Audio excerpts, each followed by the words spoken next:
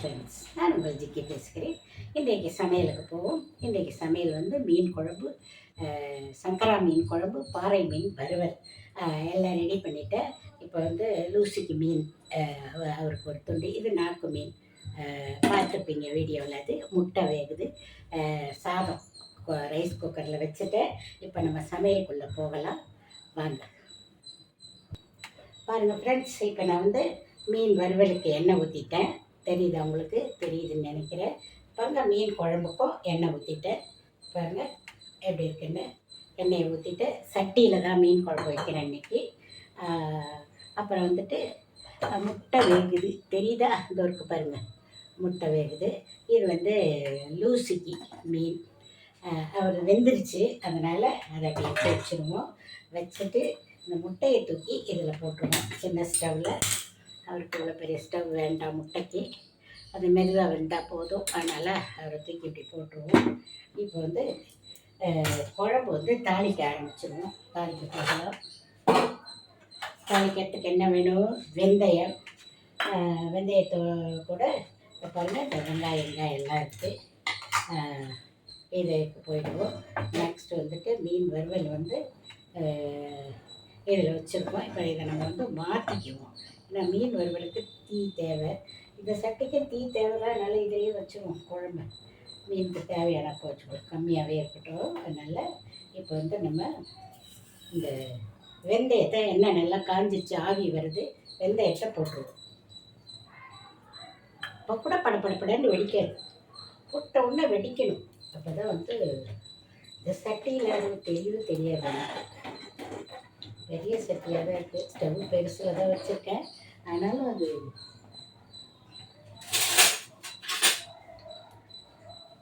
வெடிக்குது. இப்போ தான்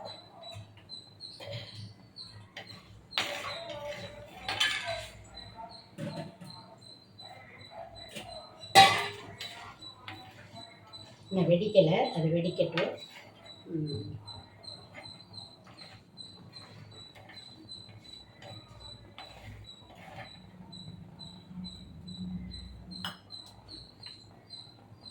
அதான் ஆரம்பிக்கிறார் வெடிக்க. படப்படன்னு வெடிக்கணும் போட்ட உடனே. அதுதான் எண்ணெய் காய்ஞ்சிருக்குங்க. ஆவி வந்ததே போட்டேன், அது பார்த்தா எண்ணெய் வெடிக்கலை.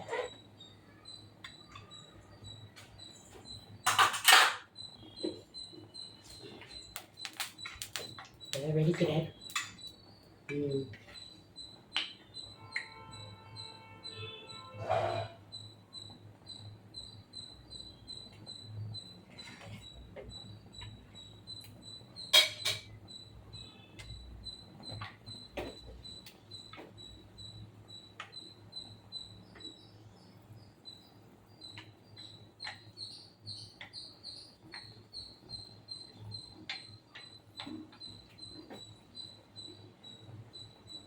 இப்போ ஓரளவு வெடிச்சிருச்சு. நான் வெங்காயம் பாருங்கள், சின்ன வெங்காயம், குட்டி வெங்காயமாக உரிச்சு வச்சுருக்கேன். அதை இதில் போட்டுடலாம்.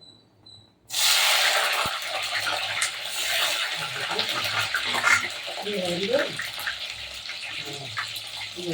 கருவேப்பிலையை போட்டுருவோம். கருவேப்பிலை போடுவாங்க, அது ஏற்கனவே பேக்கெட், அவ்வளோதான். வேறு என்ன நம்ம சொல்கிறது, ஸ்மெல் வாசனை அப்படிங்கிறாங்க. அதுக்காக சரி இருந்தது, அதான் சொன்னாங்க, இதெல்லாம் நான் தேட மாட்டேன். இருந்தது போட்டுட்டேன். சரியா? கிராஸாக சொல்கிறேன், ஸ்டாண்டு இதை மாற்றணும். இல்லைன்னா இந்த இது கட்டிருக்கேன் கிராஸாக இது நேராக இருக்காது.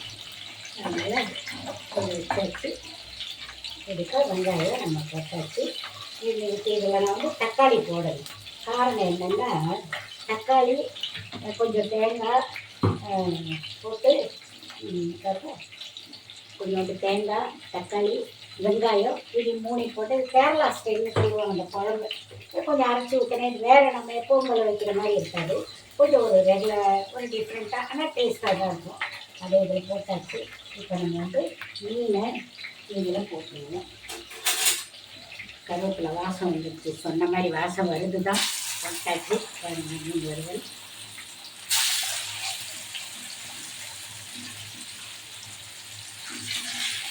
இது வந்து பாறை மீன், 2 மீன் தான் வாங்கணும்.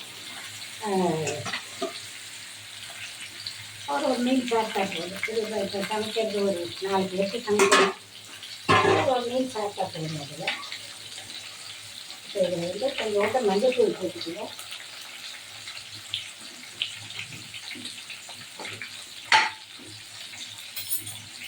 தக்காளி எல்லாம் இருக்குது. ஒரு கருவேப்பிலை மட்டும் போட்டுட்டு கொஞ்சம் மஞ்சள் தூள் போட்டுட்டு அது வேகட்டும். மீன் வேகட்டும். அது வந்து இதில் வந்து நம்ம கருவேப்பிலையே போட்டுருவோம். சரியா இருக்கு, அதனால் போட்டுட்டேன் இல்லையா? இல்லைன்னா இதுக்காக தேட மாட்டேன் நான். பாருங்கள், எனக்கு தெரியுதா எப்படி இருக்குன்னு தெரியுதுன்னு நினைக்கிறேன். பாருங்கள், கொட்டி வந்த மாங்காய் அது இப்போ போடல, பச்சைமிளகாய் மட்டும் போட்டுக்கிறேன். மாங்காய் அப்புறமா போட்டுக்கலாம், குழஞ்சிடும், குளிக்கிது ரொம்ப. இந்த மாங்காய் போதும், அந்த 2 பீஸ் போதும். சும்மா ஒரு வாசத்துக்கு தான். அதுக்கு வந்து நம்ம குழம்ப கரைச்சிக்குவோம். இது கரைச்சிக்குவோம். பாருங்கள், மீன் வறுத்த மிளகாத்தூள் இருக்குது. அதுலேயே புளியை கரைச்சி வச்சு அதுக்கு தகுந்த மாதிரி நம்ம மீனை வந்து இது காரத்தை வந்து போட்டுக்கலாம். பாருங்கள், புளி கரைக்கிறேன். இதுதான் புளி கரைச்சி வச்சுருக்கேன். இதை வந்து அந்த மீன் வறுத்த பாத்திரத்தில் ஊற்றிடுவோம்.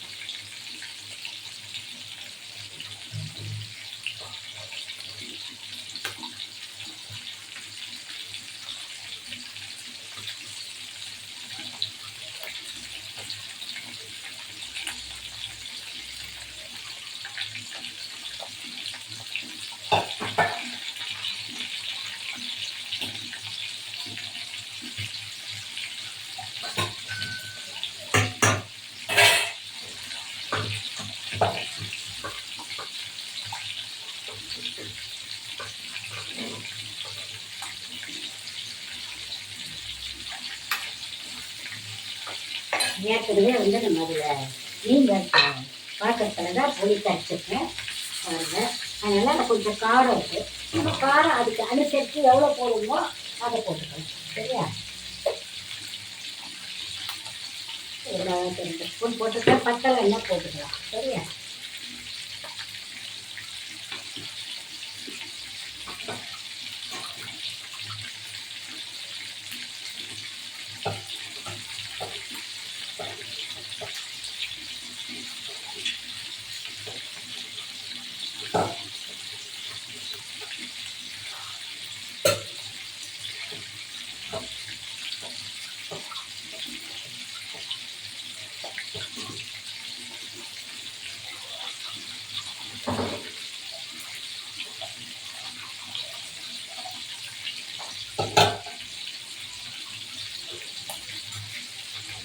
வந்து குழம்பு வெங்காயம் நல்லா வதங்கி வச்சுக்காங்க. இப்போ குழம்பு அதை ஊற்றிடுவோம்.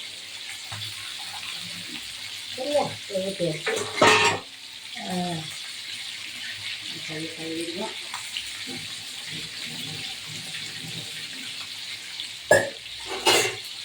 இப்போ தண்ணி ஊற்றலாம்.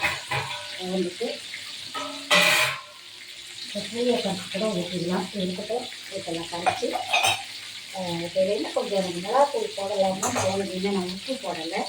உப்பை போட்டுட்டு மிளகாத்தூள் கொஞ்சம் போட்டுடலாம். அது எனக்கு என்ன கொஞ்சம் புளிப்பு அதிகமாக இருக்குன்னு தோணுது. கல் உப்பு நான் நிதானமாக போடுறேன். உங்களுக்கு நிதானத்தூள்னா தூள் இப்போ போட்டுக்கோங்க. சரியா? எனக்கு இது சரியாக இருக்குன்னு தோணுது, அதனால் நான் போட்டேன். எனக்கு நிதானத்தூளையே போட்டுட்டேன். போடுறவங்க இதை பார்த்து இப்படி போட வேண்டாம். செய்கிறவங்களா இருந்தால் நீங்கள் வந்து இதில் பூவுக்கு வந்து ஒரு அளந்து பார்த்து வாயில் ஊற்றி செய்யாதவங்க அதை பண்ணிக்கணும். சரியா? இப்போ வந்து மீனை வந்து திருப்பி போடலாம் நம்ம. சரியா? திருப்பி போட்டாச்சு. இப்போ கொஞ்சம் இந்த மாதிரி கீரை போட்டுட்டோம் மீனில் அப்படின்னா இந்த மாதிரி பெருசாக வறுக்கலாம் போதில் அது வந்து கொஞ்சம் உப்பு காரம் ஏறும் அப்படின்னு சொல்லுவாங்க. அதனால் நம்ம வந்து அதை கொஞ்சம் கீரை விட்டுருக்கேன். அது எப்படி இருக்குன்னு தெரியல, பார்க்கலாம். இப்போ குழம்ப வச்சாச்சு. இப்போ கொஞ்சம் மிளகாத்தூள் போடணும் போல் இருந்ததுனால நான் கொஞ்சம் போட்டுடுறேன். உப்பும் போட்டுட்டேன். இருந்தாலும் கொஞ்சம் மிளகாத்தூள் போட்டுடுறேன். காரம் கம்மியாக இருக்கும்போது தோணுது எனக்கு. அதனால் போட்டுட்டேன். கலக்கி கொஞ்சம் நம்ம உப்பு பார்க்கலாம். சரியா? சரி, இது வாயில் ஊற்றி பார்த்தா நமக்கு தெரியும். அவ்வளோதான். சாதம் ரைஸ் குக்கரில் வெந்துருச்சு. அவ்வளோதான். இது ஒரு 1/2 மணி நேரம் குழம்பு தெரிக்கணும். அவ்வளோதான். கொஞ்சம் நான் வச்சு கட்டணும்.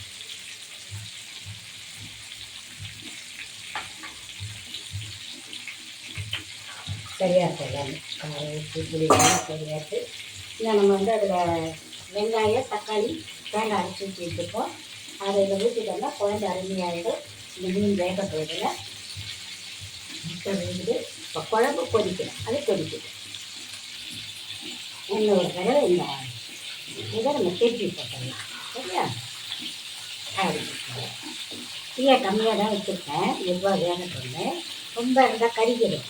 அதனால் நம்ம தீயை கொஞ்சம் கம்மியாக வச்சுட்டு அப்படியே போட்டுட்டோம்னா கொஞ்சம் சிறியதாக வேகும். உள்ளே சாப்பிட நல்லாயிருக்கும். வெந்துட்டு எப்போவுமே மீன் வறுத்தா நான் கொஞ்சம் 2 பீஸ் அப்படி சின்னதெல்லாம் போட மாட்டேன். ஏன்னா அது அந்த அளவுக்கு ஒரு மீன் தான் வச்சு சாப்பிடுவோம். அது இப்படி இருந்தால் ஒரு பார்வையாக இருக்கும். ஹோட்டல்லலாம் இப்போது இப்படி தானே எல்லாம் சாப்பிட்றாங்க, எல்லாம் ஆசைப்படுறாங்க. அது மாதிரி செஞ்சிடுறது வீட்டிலேயே. ஒரு பீஸ் வச்சு சாப்பிட வேண்டியதான் இது. அதுதான் அது மாதிரி சாப்பிட முடியாது. இது வேகட்டும். குழம்பு என்ன கொதி வரல. கொதி வரட்டும். வந்தோடனே நம்ம மற்ற வேலையை பார்த்துக்கலாம்.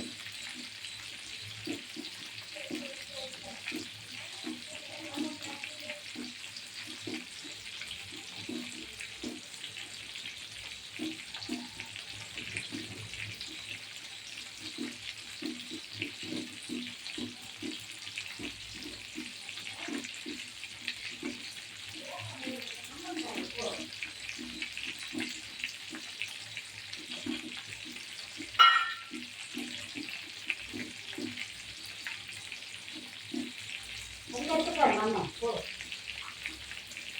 தலையில் வேணும். அம்மா கூட்ட மாட்டேன். நீ அங்கேயாவது படுத்துக்கோ. சாப்பிட்டு படுத்துக்கோ.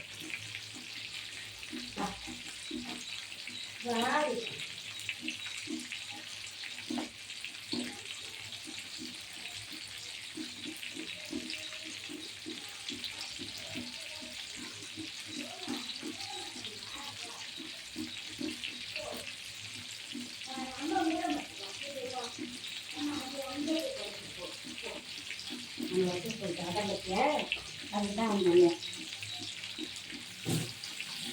சூப்பர் ரூபா உள்ள பண்ணுறாங்க. அது ஒரு கால்குலேஷன்.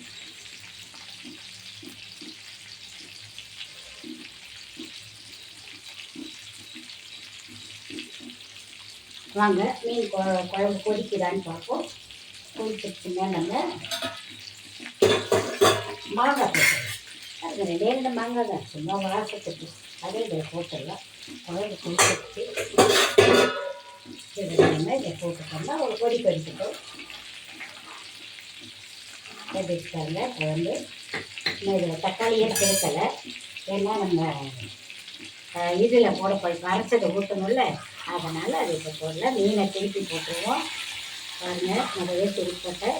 டீ கம்மியாக தான் வச்சுருக்கேன். இதை இப்போ கொஞ்சம் என்ன பண்ணுவோம், நம்ம இப்படி இழுத்து வச்சுருவோம். இதை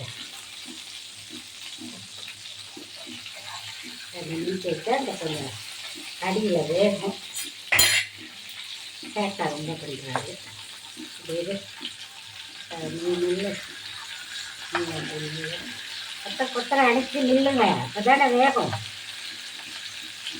கிராணை பற்றி வாங்கண்ணா. நீ வா. நீ இப்படி நெல்லு. நீ இப்படி வா. அப்படி வந்து நம்ம அதை அணைச்சி வச்சுட்டோம்னா அது வந்து அந்த அடி வேகும் இல்லையா? அப்படியே வேகட்டும் கொஞ்சம் நேரம். நம்ம இருக்கிற குழம்புக்கு வருவோம். குழம்பு நல்லா எண்ணெய் கொதிக்கட்டு, நல்லா குழம்பு கொதிக்கணும். அப்போ தான் வந்து அந்த மீன் போட்டு கொஞ்சம் ஒரு கொதி எடுத்தால் போதும். அதனால் நம்ம இந்த முட்டை வெந்திருக்கும். நல்லா முட்டையை ஆஃப் பண்ணிட்டோம். மீன் மட்டும்தான் இப்போ வந்து மூடி வச்சுருவோம்.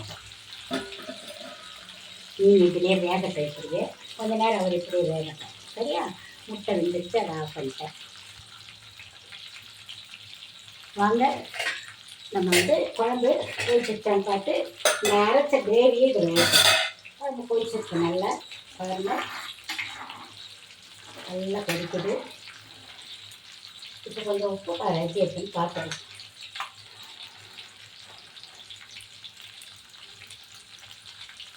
அந்த கட்டாட்டு இப்போ கொஞ்சம் தூக்கலாக தான் இருக்கும். இதை ஊற்றினா சரியாக போயிடும்.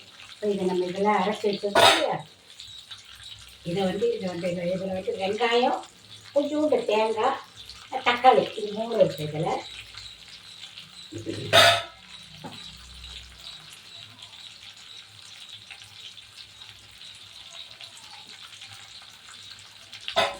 இதில் போட்டாச்சு. பாருங்கள், இப்போ நல்லா காய்ச்சி விட்டுருவோம் அதை. இது வந்து கேரளா மாடல். நம்ம இப்படி நானும் இப்படி வைக்க மாட்டேன். சரி, சங்கரா மீனை கொஞ்சம் எப்போவுமே சங்கரா மீனுக்கு பாருங்கள் தேங்காய் அரைச்சி ஊற்றி வைப்பாங்க. நம்ம வீட்டு ஊருங்களே வைப்பாங்க சங்கரா மீனுக்கு. எங்கள் ஊரில் சங்கரா வந்து செங்காலான்னு சொல்லுவாங்க. செங்காலா மீனுன்னு சொல்லுவாங்க இதை. அது வந்து கொஞ்சம் தேங்காய் அரைச்சி ஊற்றி தான் வைப்பாங்க. அதனால் நம்மளும் கொஞ்சோண்டு தான் தேங்காய் போட்டேன், ரொம்பலாம் போடல. போட்டு தக்காளி, வெங்காயம், சாம்பார் வெங்காயத்தை போட்டு அரைச்சி வச்சு இப்போ நம்ம கொஞ்சம் தண்ணி கரைச்சி திக்காக இருக்கிற மாதிரி இருக்குது. கொஞ்சம் நம்ம புளி கரைச்சி தண்ணி வச்சு அதை ஊற்றிடலாம். சரியா?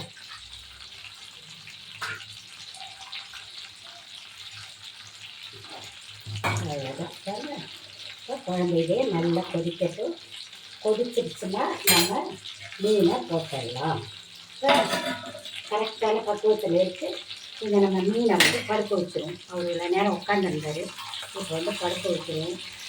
படுக்க வச்சு கொஞ்சம் நேரம், இன்னும் கொஞ்சம் நேரம் வேகணும். அவங்க நான் தீயை வந்து கம்மியாக தான் வச்சுருக்கேன். அதனால் இன்னும் கொஞ்சம் நேரம் வந்து வெந்தாகணும். அதனால் வேகட்டும். இதை இது சேர்த்து வச்சுருவோம்.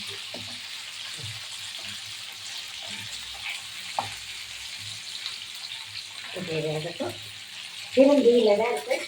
அதனால் பிரச்சனை இல்லை. வேகட்டும், ஒன்றும் ஆகாது. வாங்க குழம்ப திறந்து பார்ப்போம். கொதிச்சுட்டா என்னென்ன அரைச்சதை ஊற்றணும்ல, அதுக்கப்புறம் திறந்து பார்க்கலாம். இப்போ திறந்தே இனிமேல் கொதிக்கிட்டோம். மூடி வைக்க வேண்டாம். அப்படியே திறந்து கொதிக்கலாம். குழம்பு பார்க்கவே எப்படி இருக்கு பாருங்கள். அருமையாக இருக்கும் குழம்பு. நம்ம மீன் போட்டோம்னா இன்னும் செம்மையாக இருக்கும். மீன் பாருங்கள், இந்த மீன் தான் குட்டி சங்கரா. நான் வீடியோவில் கூட போட்டிருப்பேன். நல்லா ஃப்ரெஷ்ஷாக இருந்ததுங்க. அதனால தான் அதை வாங்கினோம். விலை வந்து அது 200 ரூபா அந்த மீன். ஆனால் நல்லா ஃப்ரெஷ்ஷாக இருந்தது. பீச்சில்ங்கிறதுனால அங்கேயும் ஏமாத்துறாங்க. அங்கே எல்லாம் இல்லை. நம்ம உஷாராக இருந்து வாங்குகிறோம். பீச்சில் போய் வாங்குகிறோம்னு சொல்கிறோம். எல்லா இடத்துலையும் ஏமாத்துக்காராங்க. நாடாக ஆகிப்போச்சு நம்ம நாடு. அதனால் நம்ம முழிச்சுக்கிட்டு அதுக்கு தகுந்த மாதிரி நம்ம பார்த்து பொருளை பார்த்து சும்மா நான் பார்த்தா அதுக்கும் சண்டைக்கு வருவாங்க. நம்ம அதெல்லாம் பார்க்கக்கூடாது. நம்ம காசை போட்டு கஷ்டப்பட்டு சம்பாதிச்சு காசை போட்டு பொருள் வாங்குறது. அப்போ அதுக்கு தகுந்த மாதிரி நம்ம அவங்கக்கிட்ட அவங்க நம்மளை கண்டப்பட்ட ஓரளவு இந்த கடை வேணாம், அவங்க யார் நமக்கு என்ன சொந்தமாக சொந்தமாக பேசிட்டு போட்டோம் அப்படின்னு நம்ம அடுத்த கடைக்கு போயிடணும். சொல்லணும், அம்மா உண்மையை நான் வச்சு நீங்கள் வச்சு போய் கோவப்பட்டு அவங்ககிட்ட நான் நிறைய கடையில் சொல்லிட்டு வந்திருக்கேன்மா. இப்போ கோவப்பட்டீங்கன்னா வியாபாரம் பார்க்க முடியாது. நீங்கள் கோபத்தை மேலே கண்ட்ரோல் பண்ணி நிறைய கடையில் நானே சொல்லிட்டு வந்திருக்கேன். ஏன்னா கோவப்பட்டால் நமக்கு மீன் கடன் இல்லைங்க. இந்த ஏரியாவில் இன்றைக்கி இருக்கிற உலகத்தில் நம்ம ரோசத்தையும் கோபத்தையும் காமிச்சோம் அப்படின்னா அங்கே பிரச்சனை தான் வளருது. நான் பார்த்த வரைக்கும் அந்த இடத்துல அதை அப்படி சமாதானமாக, அப்பா நீங்கள் என்ன திட்டியா திட்டிக்கப்பா, அவ்வளோதான். நமக்கு என்ன காரியம் ஆகும், நம்ம எப்படி என்ன வேலைக்கு போனோமோ அது கரெக்டாக நடக்கணும் நமக்கு. அதனால் அதை பார்த்துட்டு நம்ம வந்துக்கிட்டே இருக்கோம். சரியா? இது வந்து நம்ம ஒரு பொதுவான விஷயம் அது வந்து உங்கள்கிட்ட நான் சொல்கிறேன். இந்த உலகம் அப்படிப்பட்ட உலகமாக இருக்குது, என்ன பண்ணுறது, அதில் நம்ம வாழ்ந்து தான் ஆக வேண்டியதாக இருக்குது.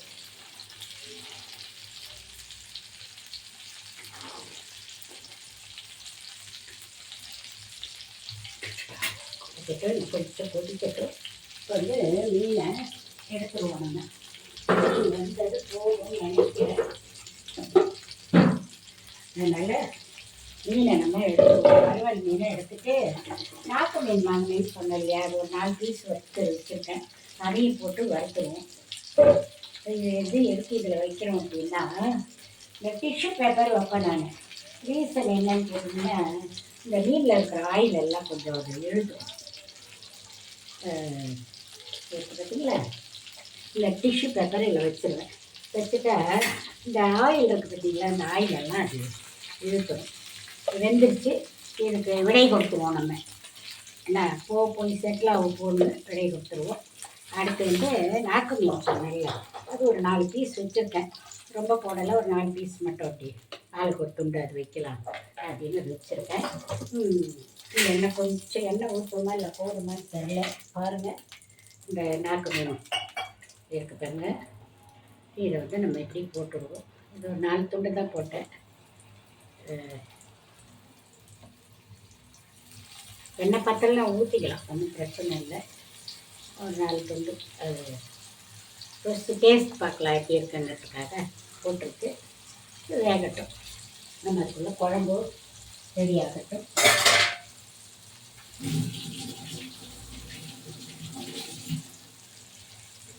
ரொம்ப நேரம் வீடியோ போகுதுன்னு நினைக்கிறேன். இன்றைக்கி வேறு வழி இல்லை. பாருங்கள், இப்போ இந்த மீன் குழம்புல எண்ணெய் படந்து வருது, தெரியுதா உங்களுக்கு? குழம்புல இந்த ஸ்டேஜில் நம்ம மீனை போடலாம். இப்போ பாருங்கள், மீன் போடுறது உங்களுக்கு தெரியுதா என்னன்னு தெரில. இப்போ எண்ணெய் போட்டுட்டு இப்போ பாருங்கள் மீன் போட போகிறேன். பாருங்க, சங்கரா மீன், குட்டி மீன் தான், ஆனால் குழம்புக்கு நல்லாயிருக்கும் இந்த மீன் தான். சரியா? இந்த குழம்பு மீனை விட எனக்கு இந்த குழம்பு ரொம்ப பிடிக்கும். இந்த குழம்பு, இந்த மீன் போட்டு சங்கரா மீன் போட்டு ரொம்ப நேரம் இது இருக்கக்கூடாது.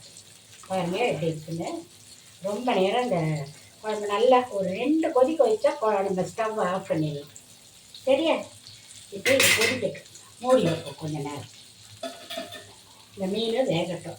இந்த மீனுக்கு இந்த எண்ணெய் போதும், இல்லைன்னா இதை எடுத்து திருப்பி நம்ம இந்த இதில் ஊற்றணும். அதனால் இந்த மீன் இதிலேயே வேகட்டும். சரியா? கொஞ்சம் நல்லா வேகட்டும். தீயை கம்மி பண்ணி வச்சுருக்கேன். குழம்பு கொதிக்கிற வரைக்கும் அது வேகட்டும்.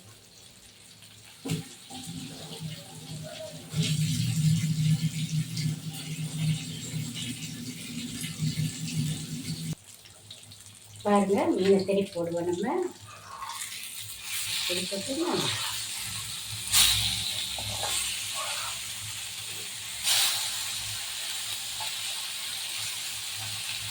தண்ணி வச்சு பண்ணிட்டோம்.